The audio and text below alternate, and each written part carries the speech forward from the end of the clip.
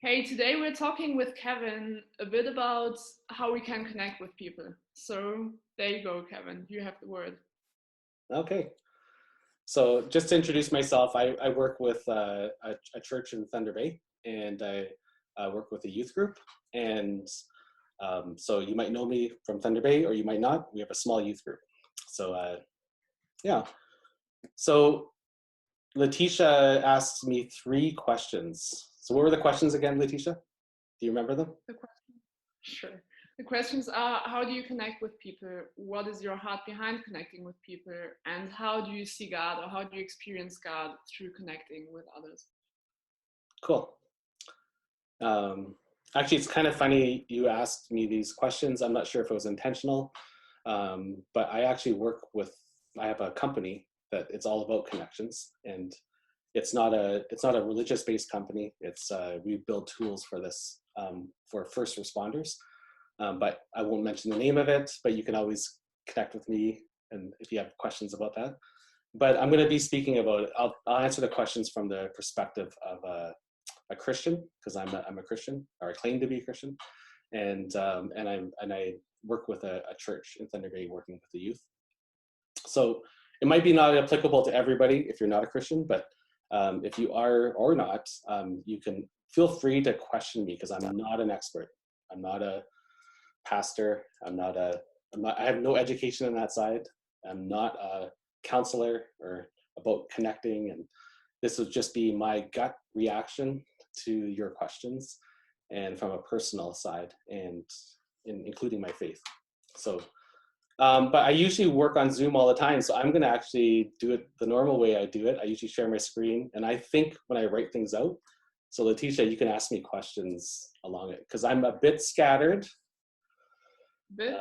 like a lot of people are, but I'm more so. So it helps me think through things. So I'm going to share my screen, and yeah, um, just to keep myself centered. So I actually pasted the questions you asked me there. How do you Perfect. connect with people? Can you see that okay, Letitia? Yeah, it's great. Thanks. I could even zoom it in a bit if that makes it easier. Pretty Uh, good. yeah, and so I'm just gonna answer it the way I normally answer things. I'll try to directly answer the questions, but I might be a little indirectly answering them. Um, I don't know. I wrote a couple notes about 10 minutes ago, because I read these questions 10 minutes ago. I said yes to this, and then I was like, okay, so you're gonna get it from my gut. So my first reaction was, how do I connect with people? I'm gonna kind of maybe work through these questions backwards. It's like, Perfect. why is connect with others important? So I think it's, why is connections important? I think you're asking. That's your Yeah. German coming out. And so, so why is connections important with others important for me, and what's the heart behind it? The question of why people, or why I think it's important, I think it comes from a very deep place. And so what I mean by that, I think all people, so it's based upon this belief that, and actually I'll use a verse, since you're asking from a religious perspective. So I'm going to look at John 17:3. So this is Jesus talking, and you can read the context, and you can fact check me on this after. I might get it wrong, I often do. And so he says, now this is eternal life, that they may know you, the only true God, and Jesus Christ, whom you have sent. And so Christians believe this. You may not believe this, but Christians, one of the main things they believe is Jesus is God. So he's speaking on behalf of God. And so he's defining what eternal life is. And that's what humans are always grasping for. Like, how do you drink that from that cup and you have eternal life? And how do you it, or whether we're working out or whether we're doing something, we're all grasping for this, right? And how to live longer. And so how Jesus defines this, he says, he defines eternal life as knowing the true God and Jesus Christ whom he has sent. And he uses this word know, and I'm not a Greek expert. So, so I was taught, could be wrong, you got to check this, but I was taught that the word know in the Greek is the same know when there's another verse in the Bible when it says Mary, when you know the mother of Jesus, Mary and Joseph, Mary knew no man before she was pregnant. And so in that context, no, it's a very specific one, is a deep union. And in that case, it's a sexual relationship. But it's broader. In the Greek, it's actually a deep relationship. Some other religions have been branched out of interpretation, like when they interpret the Greek into the English. I won't say the names of them not to offend anyone, but they will translate it, this verse, even though it's not accurate to the Greek, is eternal life is that you have accurate knowledge of the true God and accurate knowledge of Jesus. And when the actual original is about a deep union. And so I have young kids, or they're older now, but when they were young, Letitia, at her age, would probably have more accurate knowledge about me than my young kids. But I would suggest that they know me more. They have a deeper union, a deeper connection, because we're talking about connections. And so the goal, so I'm going to make an assertion on this, that if this is true, if this is the heart of God, if his desire, his deepest desire here is, if God's desire, so it's a bit of an if statement, if God's, I'm terrible at this, God's desire is connection, since we're talking about connections, and connections in the context of a deep union with people, because he's praying this about people, his creation. I'm going to make an assertion that he's made people to desire deeply with God. Like, if he desires this and he made us, he probably made us to desire this back. And so I'm going to say that's at the deepest level of all humans, whether you're a believer or not believer. I think it's almost like a functional, like dogs like eating meat. Humans desire a connection with our Creator. I'm gonna say one more thing that it's a foundational thing on how I think, and it affects my beliefs.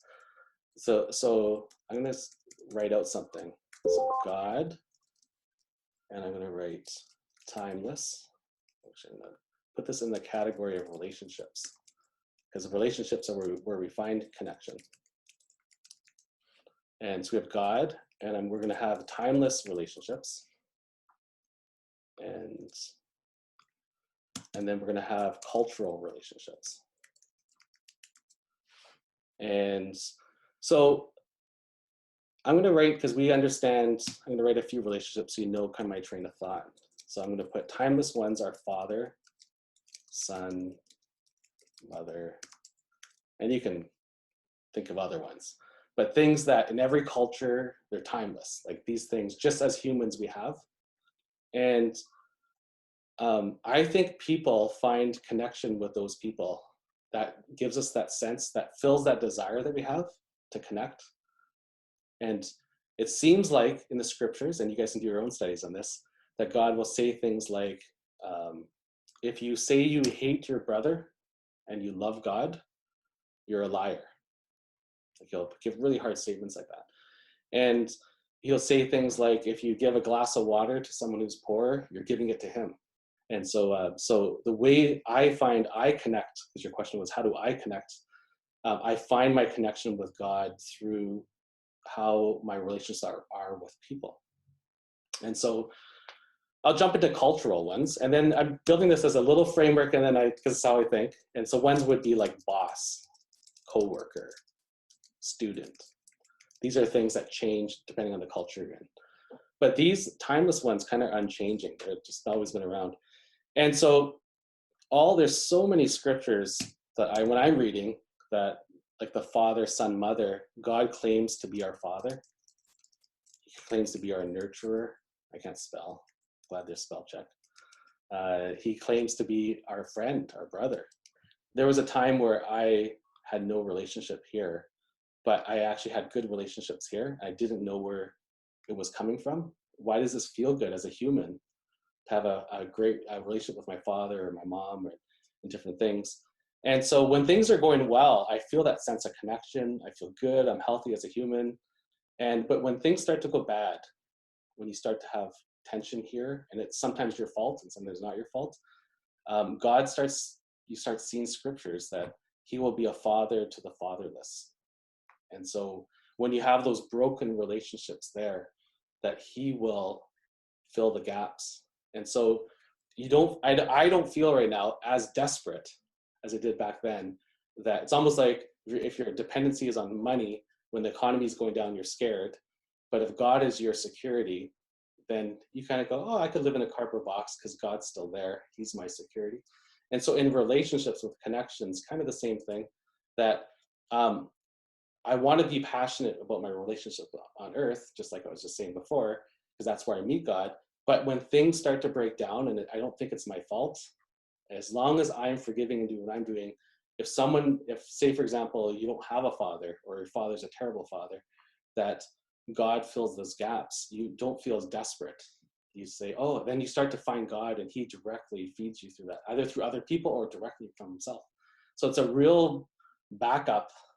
And even if you have good parents and you start to see, or good friends and brothers, you start to worship God through, oh, they're reflecting who you are, and you're my father and I have a good father. And so it's a bonus, right? Cool. For the last thing, what would be like a last thought you would give to young people that wonder what's the best way for them to connect with others? What's the best way? Yeah, how can you connect with others? What's the best way? Well, I don't know. That's a What hard should question. you be aware of?